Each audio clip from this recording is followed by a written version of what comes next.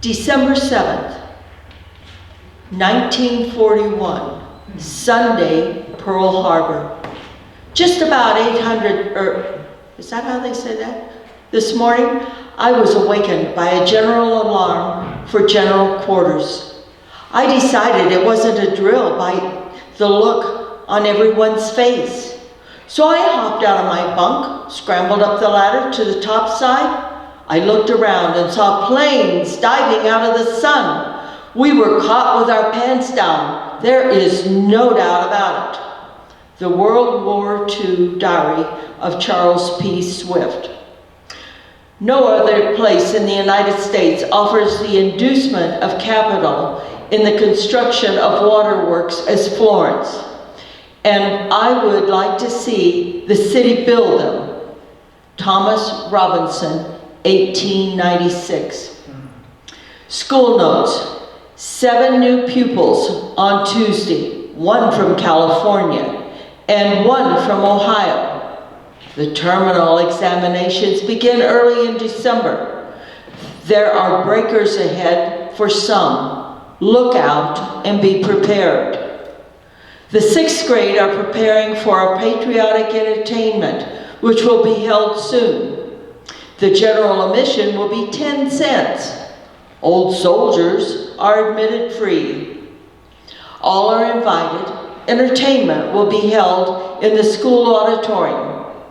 The Florence Refiner, November 20th, 1896.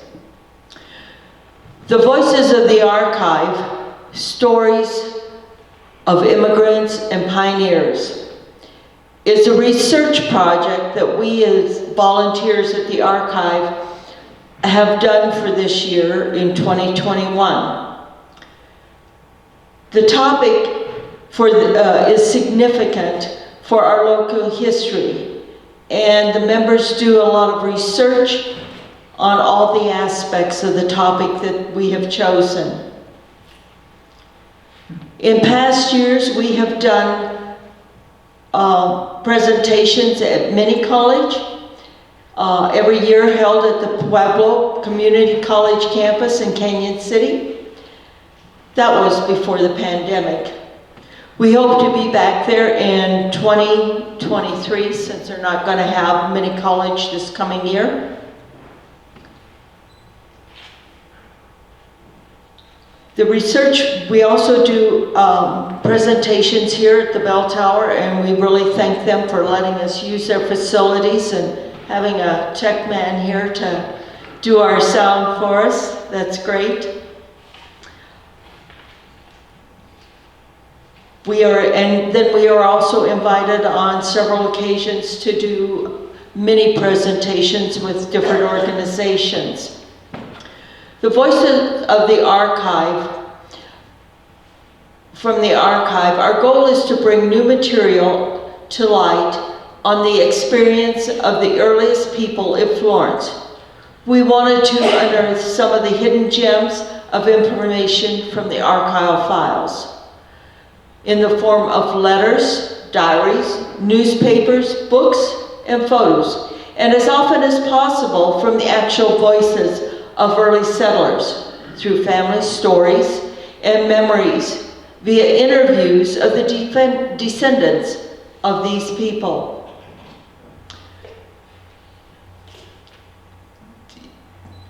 In addition, we are interested in understanding how a village grew. That is, stories of the events that led to the development of social history, patterns of settlement, cultural and ethnic influences, water resources, neighborhood and subdivision developments, and more. Today, Dorothy Kuhl is introducing us to the town of Concrete and other settlements that once were found along Lower Beaver Creek. Dr. Millie Wentz, who has been studying neighborhood and subdivision development and has envisioned it all in a 3D, a special skill of hers, will guide us through the development with the help of a jigsaw puzzle map that was built at the archive and now is on display at the county building in Canyon City. Please go and visit the display. We will be making our final presentation for the Preservation Commission on November 24th at 4 p.m. in the council chambers, and please come and hear the presentation. Now I'd like to have Dorothy come on up and do her presentation.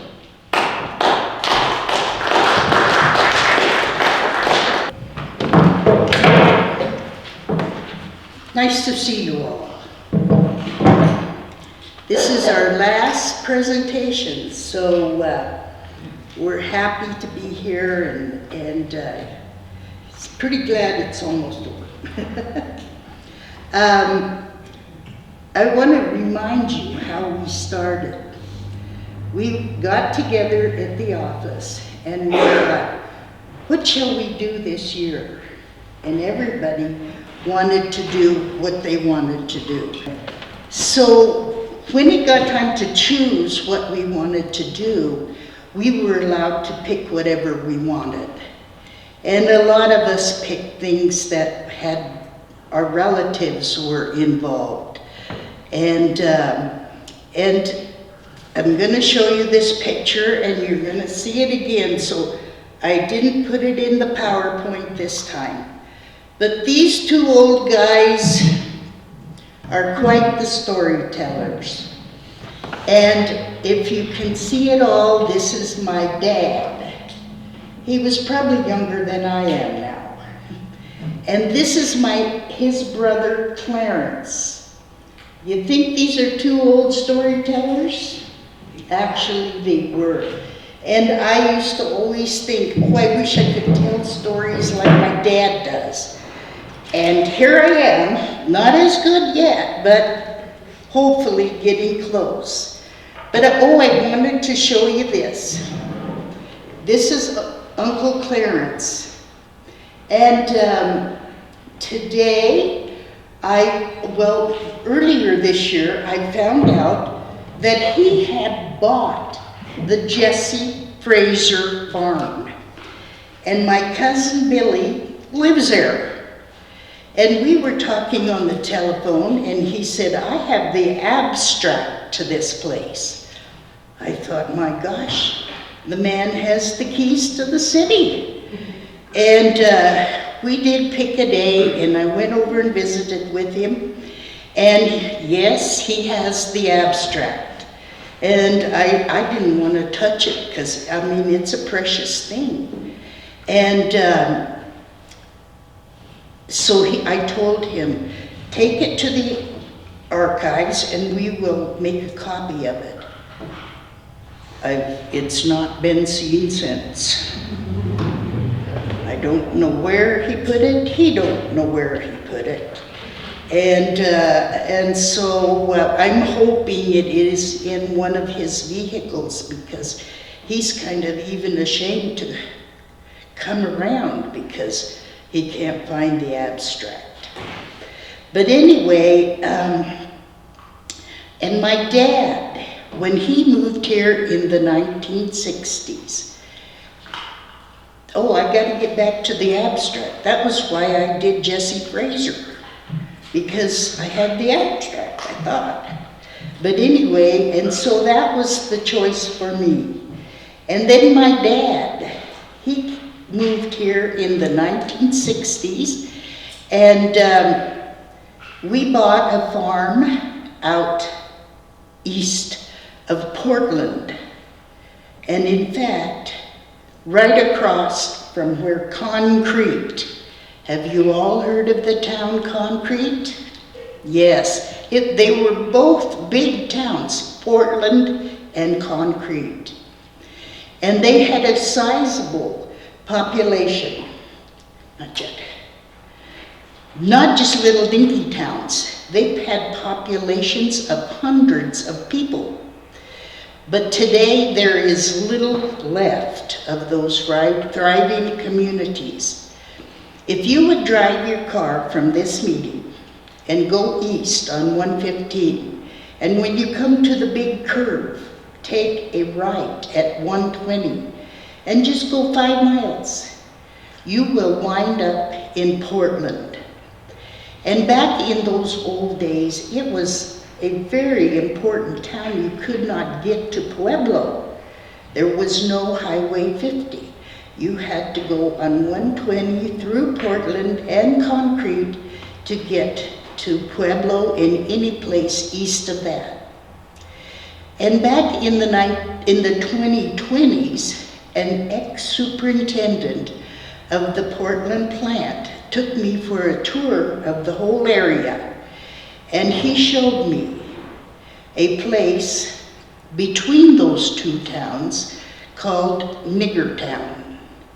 And there was still signs and posters and arrows pointing the way to Niggertown.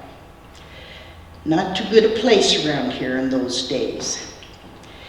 But if you just drive a mile more, you will wind up in Concrete. You're good. But there is no evidence left of this company town that came and went in 20 years with a cement plant that supported it just 1 mile east of Portland. Do you see the size of that town? In its heyday, the town hosted a hotel, a general store, a post office. There were about 60 company houses and a schoolhouse. That school was the envy of all Colorado schools because of such a lucrative tax base. The very latest in every gadget was installed throughout the school. The Concrete Cement Company was started by a friend of Adolph Coors. In the late 1800s, that man's name, the friend of Adolph Coors, was Joseph Blunt. Maybe some of you have heard his name.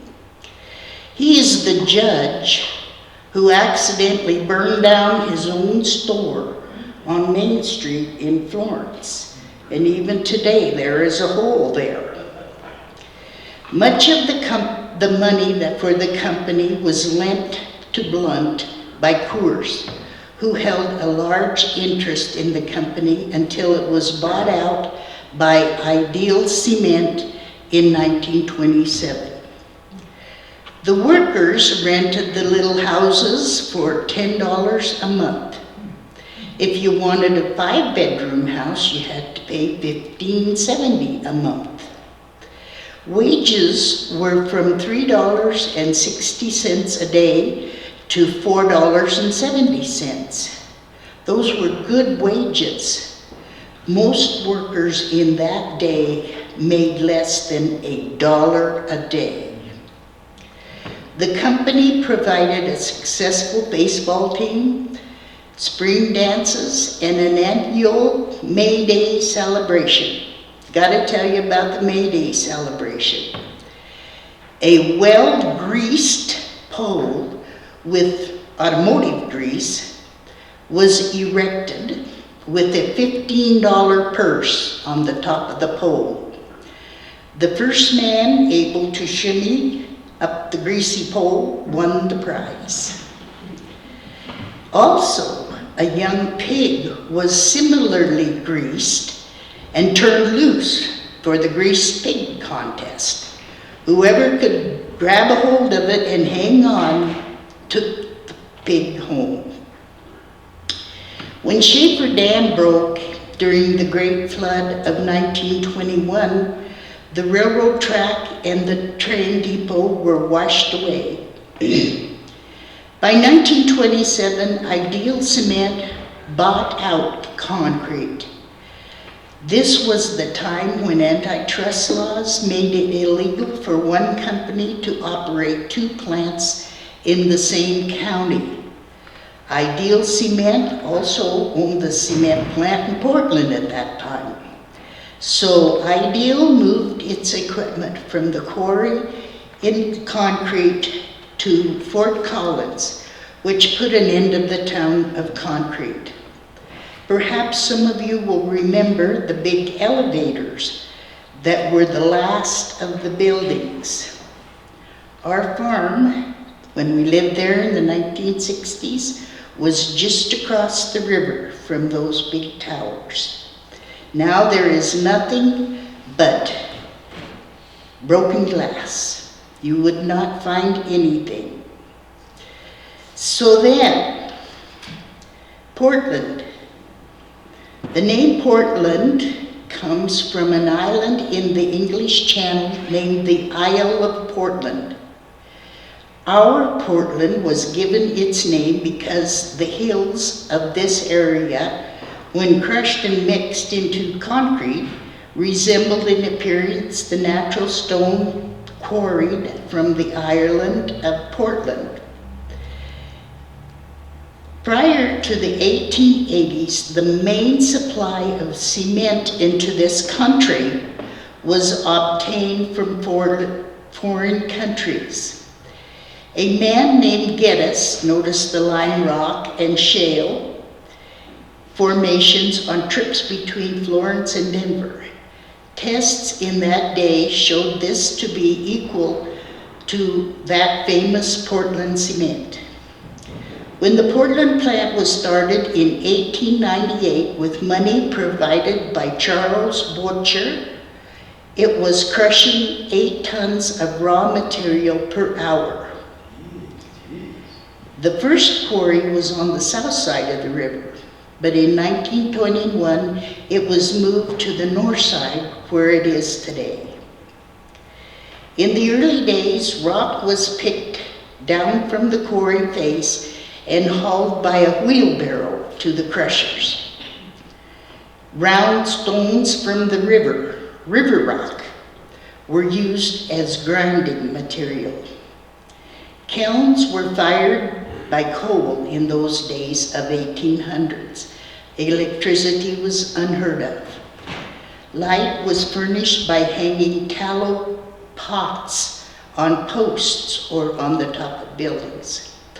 All operators on the night shift carried tallow pots with them. The operations expanded. Horse and wagons exchanged the wheelbarrow.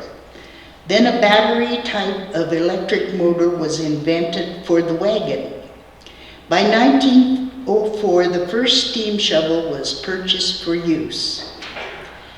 Everyone who worked for Portland lived in a company house. As in the coal mining towns of Coal Creek and Rockville, segregation took place. All Portland Italians lived farthest from the mill, with the white bosses and better paid workers living closer to the operations.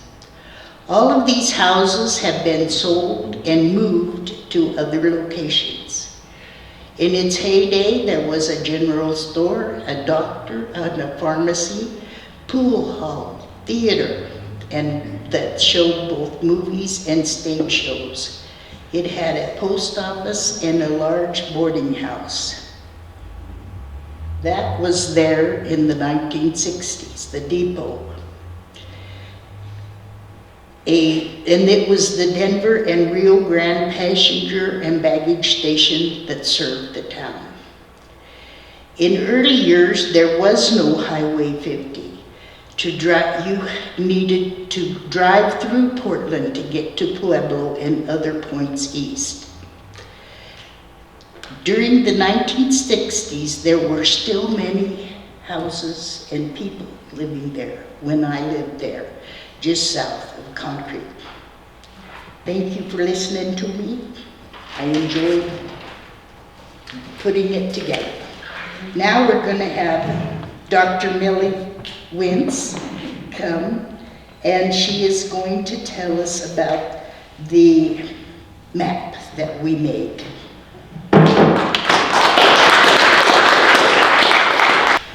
How a village grew, a jigsaw puzzle.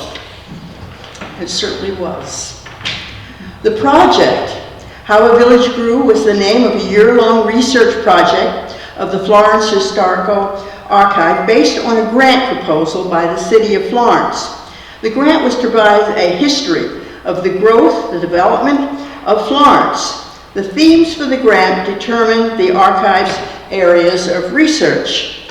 The intangible themes were settlement patterns, ethnic history, immigration history, neighborhood development, along with social general history, along with water history and architecture. There was a twofold purpose to the, did I get it? Here it is. There was a twofold purpose to create a searchable text and photo database for the project's research files. As you can see, the file folders organized in the stacks. Most important was a searchable printout of the archive's inventory. And two, to provide a visual index of the year-long project's research files and focus. The index of the McCandless family file, you can see in the quilt of 218. 2019 produced a railroad diorama. The Suffragettes of 2021 produced a still life and a portrait gallery. This year, the jigsaw puzzle is 2021. The year-long focus events producing this research were the series of Sunday lectures here at the Bell Tower, mini college lectures, and as you can see in the hallway exhibit from the mini college, the McCandless quilt in the background. Fremont County Admin Building installations. These are the large windows as you enter the admin building in Canyon City. The problem, how to integrate unrelated grant themes into a structured filing system. As you can see, the printouts and the dioramas organized in a filing and indexing system. On the other side, you see the unorganized grant themes. The procedure, we thought, was going to be simple. Obtain a base map of the original properties and just add new additions. A trip to the GIS office in Canyon City proved that our ideas were completely wrong. The addition plat maps, when they were laid over any map, showed missed registrations, moved streets, different purposes, different dates, overlays, blockages, holes, different scales, and constant changing of the new plat maps made a constant map of additions impossible. We would have to create our own.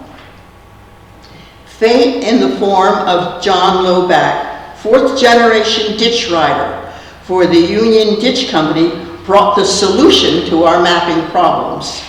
The 1913 Kelly and McFall map of Florence shows the property owners, the land forms, the addition names, but no boundaries, and most importantly, the township parcel lines. That is a whole history in itself. The history of the map comes from the Edwin Loback family and the legacy of the Union Ditch Company. The Union Ditch and Water Company is, notice it's present, a 501c3 nonprofit corporation that was created January 5th, 1914. The company is 107 years and 8 months old, which indicates it's still in existence and still functioning today. The Loback men who worked for the Union Ditch Company. You see the 4 generations here. Edward Sr. is the oldest, Edward Jr. next, then Philip. Philip himself was for 20 years superintendent. The last picture is John Loback himself. Photo in the bottom is the first ditch riders and board members, and among them, of course, the Lobacks, but James McCandless and perhaps Jesse Frazier. There is another ditch that company that was in existence at the time, and this is the Fremontage Company, of which we do not have as much documentation as we do from Union. The Loback family and provenance. Provenance is very important when you're working with maps. That means the ownership and rights to the use of the material. The Loback research exhibit here was produced by the lecturer who gave the lecture on Loback family. You'll find that in the archive if you care to visit. Examination of the corner of the Loback map revealed that all the development skewed on a same angle to converge at one point up the top of the map. That angle was determined by the bend in the river. That bend was followed by the bend in the railroad, which matched all the roads, gravity-fed ditches, and the whole base map for the town of Florence. Further attention to the small Loback summary map in the corner showed landforms and an overview of the territory using the essential township lines for registration, and a topographical map could be laid over the summary map. An unknown pattern emerged. The river and its buttes created a valley funneling to a constriction northwest of Florence, channeling all traffic through a narrow gap between the river and the buttes. A bend in the river and the resulting gap necessitated a matching bend in the railroads, roads, ditching, and finally the town map. The only access for the regional coal camps to Canyon City was through this gap, which it shared with 2 railroads and 2 ditches. Fraser Avenue, as it's now known as Route 115, and still remains the only access through that gap. Even pre-Florence immigration patterns were affected by this topography. This particular map is Willett's 1897 map. We've been comparing this to a 1913 Loback map. Note the Fraser Avenue heads for the gap with the crossing of the 2 railroads. Up at the top, you see where the Denver and the Atchison Topeka actually cross near Brewster. The coal camp residents were going to Canyon City long before Florence was even platted, using what is now called Fraser Avenue. Comparing Fraser Avenue on the map and the Loback map pointed out several great differences. On this map, the green line going up the side is the original Fraser Avenue, and it continues on out toward the gap. In comparing the maps, a closer look at the Willett's map compares the Loback, shows the differences. In the Willett's, 2nd, 3rd, and Main Street are now blocked by additions. See these red lines blocking the 3 main streets. As you see, the green one was the main Fraser's Avenue through the gap. And Fraser's Avenue itself is now blocked. The other shows where now that Main Street is no longer in the same position on the 2 maps. Main Street not only was moved, it was renamed. Main Street was replaced by First Street. If you ever wondered why you find no First Street on this side of Church Street as you're going down Florence, but you find a First Street on the other side, that's because First Street was where the original Main Street used to be. It was called Bluff Street. There's a little picture at the bottom. The blockages had to be solved, and they were. They jacked the houses up on rollers or sleds and tunneled them elsewhere. Many of the houses on Cyanide and that area have been moved from 2nd Street and Fraser Addition blockages. The plat map, we realized we'd have to go back to Canyon City, get the original plat maps, and lay them on top of our Lobac map. The plat map search at the county clerk's office began with the developer's name. Each plat map revealed 4 major developments, each responsible for many additions over a period of several years. They each worked alone or with different partners on different projects. Although Fraser and Lobac were earlier residents, McCandless was the first developer with his original town plat in 1882. That's the section you now know as the 4 blocks of the original Main Street. What you see in the middle is what a plat map looks like. There's the county clerk's office. The cutout pieces were actually mounted plat maps of the Lobac, which is Orchard Park. That was 1882. The McCandless third is 1900. Now you can see the difficulty of laying addition maps over each other to get any common sense out of them. The Fraser Garden map is 1998. Taking the individual developers and trying to organize this mix of material, the first one is McCandless, obviously. In the original, you see the drawing of the McCandless cabin that is now in Homestead Park, right across the street from this building.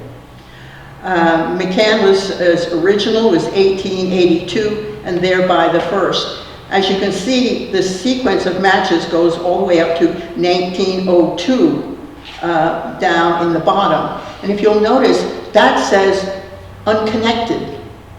That means, in addition to our pattern of maps, we are finding little bits of 3 and 4 blocks separated by holes and boundaries of additions standing all by themselves. Developers with the additions and the contents, the third one is Jesse Fraser. Fraser, F-R-A-Z-E-R. If you notice, there's another one sitting right next to him, of which there are no portraits, and that's Stephen Fraser, F-R-A-Z-I-E-R. Jesse Fraser owned the extensive orchards, which were most of Florence, and the only one development was created by Jesse Fraser. All the rest of them that you see, Fraser developments, are Stephen Fraser of a later edition. Looking at these dates began to reveal a series of boom and busts, so that development and construction was not an even thing as you would first think. The last of our 4 main developers was Edward Lobac. He noted that there was only one bridge crossing Oak Creek. All the roads that were to get through the gap had to go through that one bridge. All the land along that, 600 acres, belonged to Edwin Lobac. He had to give permission for the railroads and the roads to cross his property to reach that gap.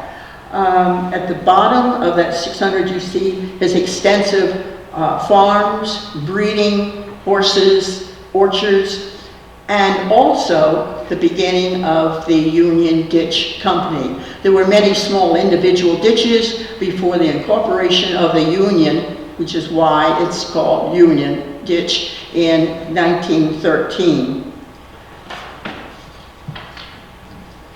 Using this collection of original plat maps, we took the addition and added them onto the 1913 Lobac placemat. We had to take each street and color in the individual boundaries. And in this, you can see blank holes. And you'll still find them today. That's why we call it a visual jigsaw puzzle, began to come together. Due to the early coal camps demanding all the timber for the mines and the buildings of the towns themselves, Florence buildings were forced to use brick, which became a hallmark of Florence architecture. It was at this level the different purposes of the various additions could be addressed. Early residential cottages, mostly brick, were touted as mini farms with the ability to have extensive garden plots or mini orchards attached to the most modest of structures. Some additions even left open spaces for agricultural plots. Here you see the ditch rider below one of the plat maps. If you're talking of gardens and orchards, you must be talking about water. As you can see, these maps have red lines on them, and this is one of the treasures of the original Lowback mine maps. Those are the head gates and the laterals coming off of the Union Ditch system. You can see at the top one, even the first head gate to the ditch is at the crossing of Oak Creek. Now, how do you get water across another body of water? That's something to see. The other photo shows the head gates branching off into the various additions. Later, with the demise of the coal camps, their earlier frame structures were jacked up on sledges, wheels, and trundled down into Florence to settle as infill on these residential garden lots. Many of the four squares that you see in Florence have been trundled in from the surrounding coal camps. If you'll notice that the little A-frame houses from concrete and Portland. Of course, you can see horses and wheels done to move the job. Infilling is what they called it, changed the use and the character of the additions. One notable exception to the usual frame structures being moved in was the Oricchio block. With the demise of the Cripple Creek Railroad and the abandonment of the industrial town of Cyanide, the block-long Cyanide Hotel was moved to Florence, brick by brick, to bridge the Union Ditch at Pikes Peak Avenue. If you don't know where Cyanide was, you can see by the map, up by Lowback Avenue, you can see where the road went across the bridge and into the town of Cyanide. The Cripple Creek Railroad, the whole development on the other side of the river. The Riccio block you'll recognize from the drawing is now the Brew Pub. Our main problem was how are we going to organize the flood of grant theme research pieces flooding in. By using the content arrangement of the lecture series, we were able to set up a searchable file base. And as you can see, the layout for this lecture is similar to the one right there at the top of the page. By blocking the lectures and the developers off by sessions, we were able to start to create a file. The photos down the side are the research panels developed by the lecture researchers that are now posted in the archives offices. Another problem with the research were, now that the files were organized, how was the visual summary to be represented? Well, we found that the clerk's office had started by organizing by developers, so did we. Here on this you see a map of Main Street going through. As you can see, there are 4 additions that go above Main Street. Below in the first 2 blocks, you see under the Jesse Frazier Orchard, you see a couple of buildings that are no longer there. The next block over, you see is McCandless. That's the original plat. Under the original plat, you see 2 buildings. One you might recognize is 105 West Main Street. The other one is 119. It has a little turret on it. That's what the City Hall looked like when it was first built. As you can see, as Main Street moves on, you find that it continues up to it's where Robinson comes in. You can see the developers change to the oil companies. And you see matching sites of oil company, Gomorrah, and other below that. Since we developed a map and file system for organizing the unorganized information by place, an example, each discrete address has a file for people, places, and events. The grant puzzle now could be put together. We're going to follow the puzzle pieces of 119 West Main Street on its map. Now the history of a single lot could be traced. However, without the context of its surrounding addition, the history of a single lot in terms of culture, migration, patterns, economic changes, and economic diversity, demographic profiles are not revealed. If you watch what happens to 119 Main Street, that was the one with the little tower on it.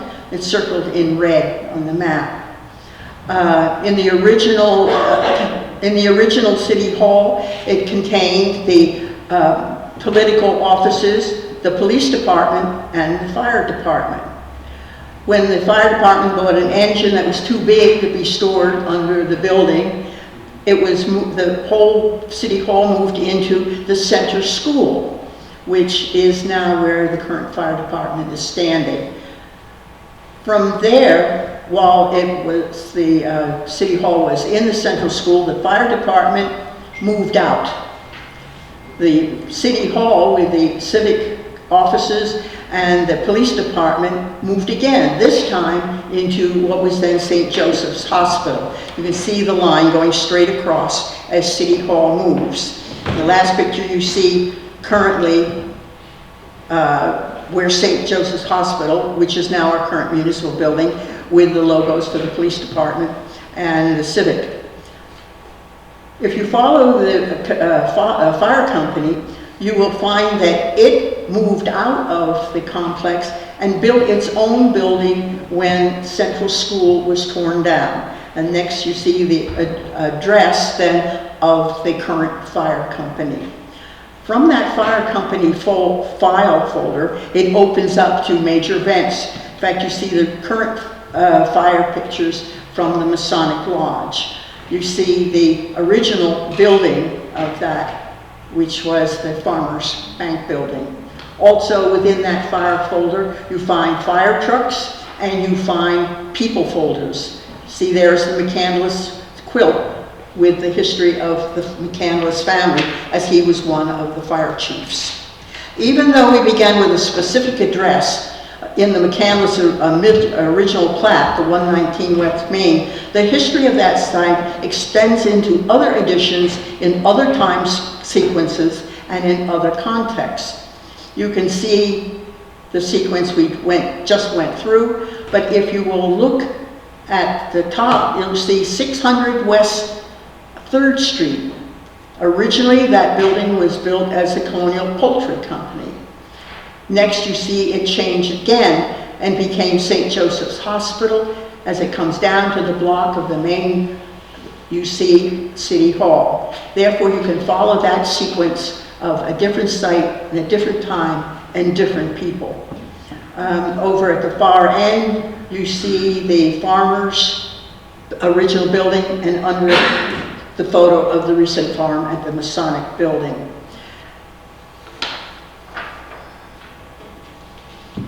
As can people be documented as well as places and events? So, for example, we took Edward Lombak. Up in the corner, you see the file system that was developed for Lombak, his additions and the additions. If you'll notice, that is file folder number 2. Number 1 is the man himself.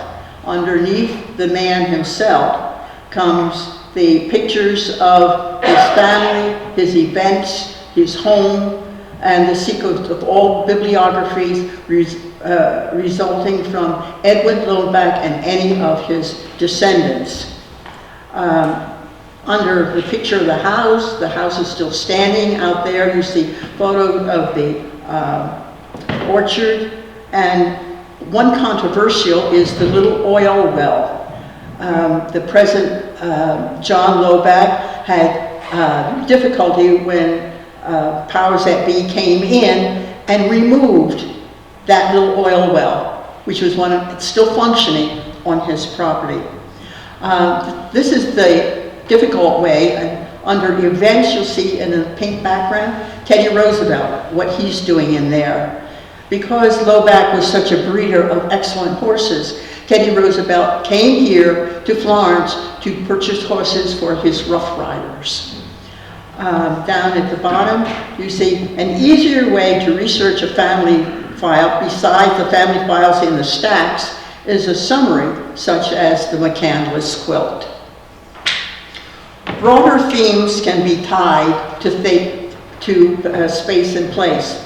The oil and coal topography left behind by Paleolithic sea have provided natural resources for many cultures, from early and Native American tribes seeking wintering grounds and oil for medicinal and waterproofing, through the Spanish 1500s, the French 1600s, Mexico 1800s, and Texas settlers settling 1836.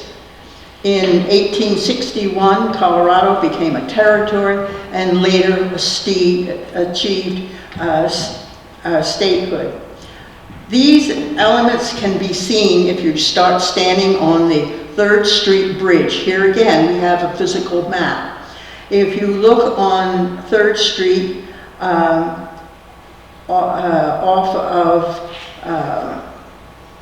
from this building, 1 block up, you come to the bridge crossing Coal Creek.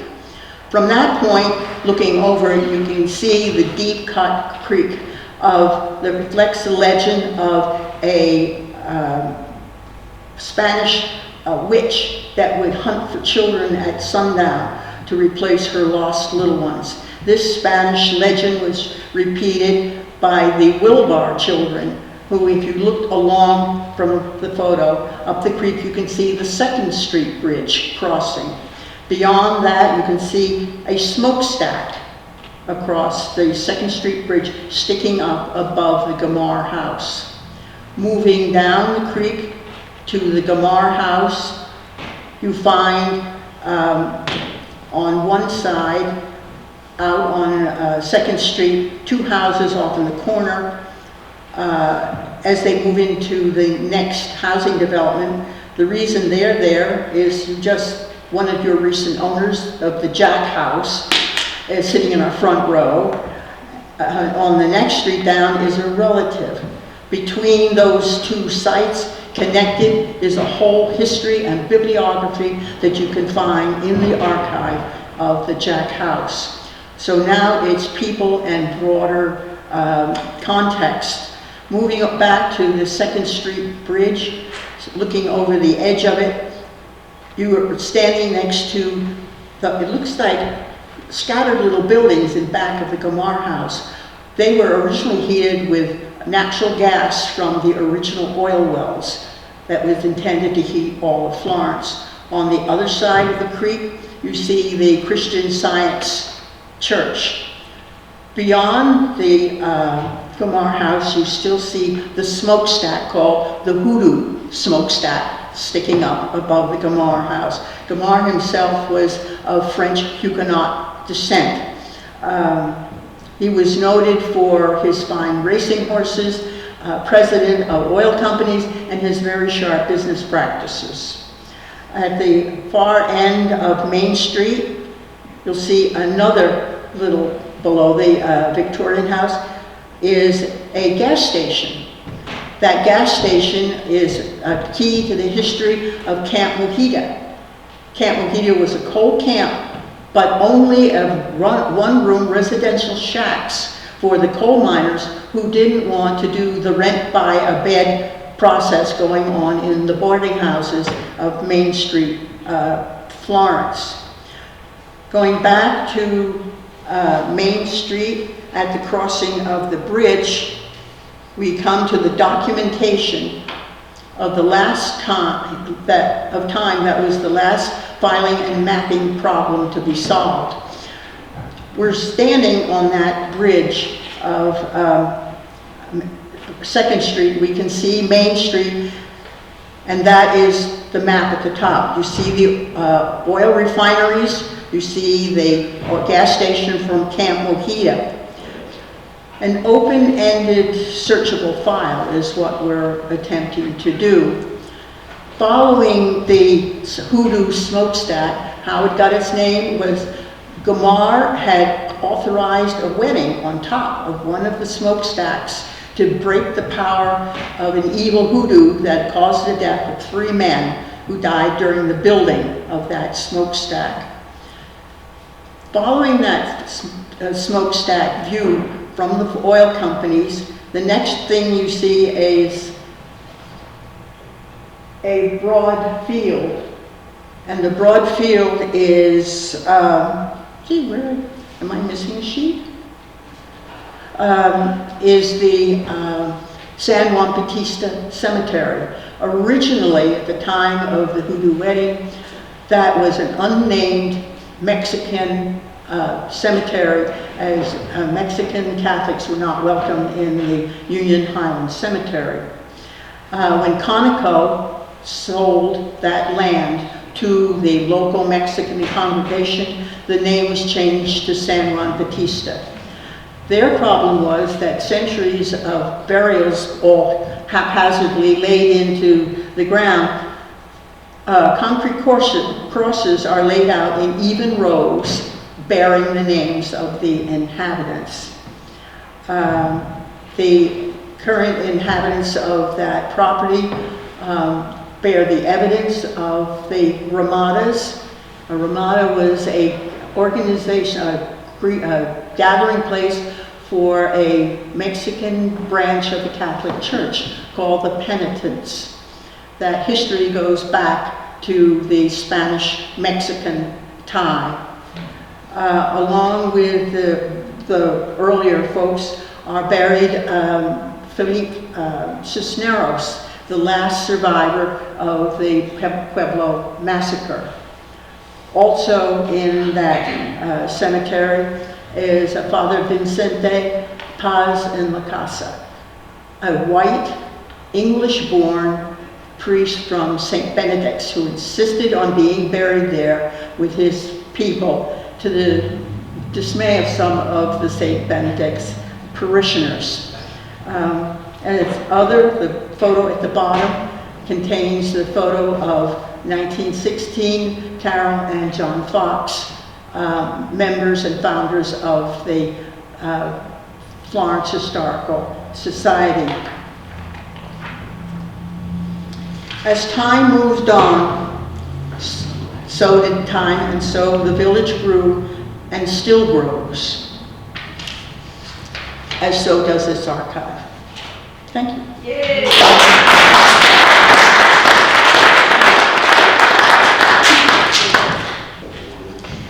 Your Florence Historical Archive has worked throughout 2021 to present to you stories of Fremont County through the voices from the archive, showing how those voices were elementary in how the village grew. Some of our voices came from discovering a family connection that we were unaware of, or understanding how family values and community commitment were important to the growth of Fremont County. We were asked to share family memories of the area.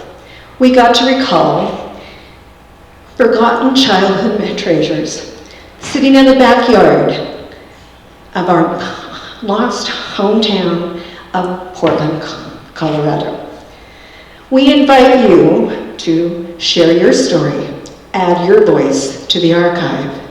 You have a lot to share. You might be surprised. A couple of weeks ago at a luncheon, I sat beside a lady who told me about her little school busing them to the big school at Florence High School. Was this the county's attempt at segregation? Most of the families at the little school were either Irish, Welsh, or Italian miners. Or was this simply economics? There was another table mate who told me about working at a restaurant here. It's quite famous. It was gone before I got here. But I've heard about the rumors. A mafia connection, bootlegging, and hidden tunnels. My children do not know my hometown. They don't know what it was like before the freeway was built through it. And they don't know the rivers before they were dammed. I can hear you. You're thinking your brother, your sister, might be a better storyteller, or they might have written your childhood's memories already. But I can tell you, my brother is 6 years older than I am, and his view of our childhood is different from mine. In addition to that, he left for college 6 years ahead of me. A lot can happen in 6 years, and a lot did. So here's your chance. Come to the archive, work with our published authors and editors, use the archival research and our researchers, and add your voice. Because history belongs to everyone, and you are part of how the village grows. I can hear you, Elsa. You're saying, but I didn't come from here. My story has nothing to do with Florence and Fremont County. But you know what? The future might surprise us. There might be somebody coming in the archive door who wants to know about a distant cousin who lived here once. And won't they be delighted and surprised to find a story, a picture, a link to a real person who took time to share a family story. Thank you for your time, your interest, and your support. We thank the Bell Tower for its shared interest in our community and its history. Thank you to the video team from the Royal Gorge History and Research Center. They have been instrumental in putting this series of lectures on the internet for you to revisit if you missed any, or you just want to remember how I messed up. So we look forward at seeing you at the archive and helping you add your voice. And please follow as the archive grows on our website. Do a little Christmas shopping from our online gift store. And this newly discovered treasure will be in our gift shop soon.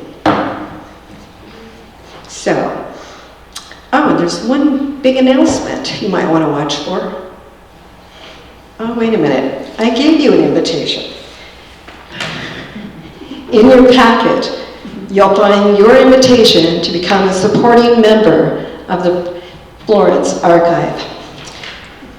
So, there are refreshments, don't forget, and we'll see you at the archive.